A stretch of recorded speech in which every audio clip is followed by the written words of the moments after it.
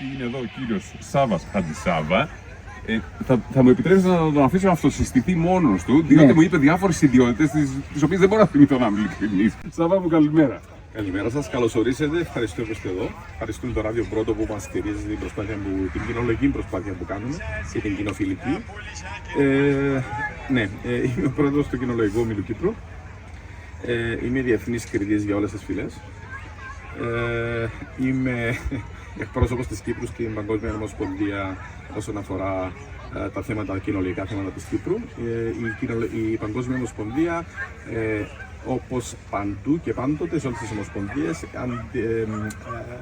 αναγνωρίζει μόνο έναν όμιλο στην αναχώρα.